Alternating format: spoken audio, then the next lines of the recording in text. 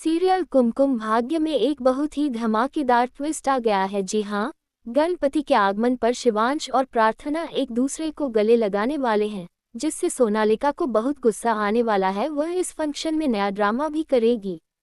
लेकिन शिवांश और प्रार्थना कैसे एक हुए, चलिए बताते हैं। बुआ माँ जब शिवांश से प्रार्थना के बारे में बात कर रही होती है, तो वह स्मिता की बातें उखाड़ फेंकती है और कहती है कि देखो, आज स्मिता कितनी खुश है अपने घर में, क्योंकि प्रार्थना की शादी उस घर में नहीं हुई और शिवान ने जबरदस्ती उसे अपनी बहू बनाकर यहाँ ले आया। अब देखो हमारी जिंदगी कैसे तबाह हो गई है। शिवांश कहता है कि उसे स्मिता जावेरी के बारे में कोई बात नहीं करनी, लेकिन बुआ माँ उस पर चिल्लाती है और कहती है कि उसे सुनना पड़ेगा, क्योंकि उसकी माँ इतनी बुरी है कि उसे फर्क ही नहीं पड़ता। स्मिता अपने बेटे के साथ खुश है और कभी उसकी आंखों में आंसू नहीं आए, लेकिन प्रार्थना हमारे घर में है तो आंसू हमें ही आने चाहिए। ये सुन शिवांश बहुत बुरा मानता है और रोते हुए अपने कमरे में चला जाता है और दरवाजा अंदर से बंद कर लेता है। प्रार्थना ये सब सुन रही होती है और बुआ माँ से कहती है कि वह कितनी सेल्फिश है, उसे यह नहीं दिखता कि शिवांश को कितना दर्द हो रहा है। उसने भी कहा था कि स्मिता के बारे में बात मत करो, लेकिन बुआ माँ गले मुर्दे उखाड़ रही है।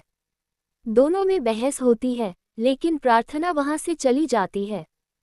फिर भी वह शिवांश का मूड ठीक करने की कोशिश करती है, यहाँ तक कि पैर में चोट लगने का नाटक भी करती है, लेकिन शिवांश उस पर ध्यान नहीं देता। अब जब बप्पा के आगमन के लिए साज सज्जा हो रही होती है, प्रार्थना स्टूल लेकर आती है जो छोटा होता है। शिवांश उसे बड़े स्टूल से काम करने के लिए कहता है, लेकिन वह मानती नहीं।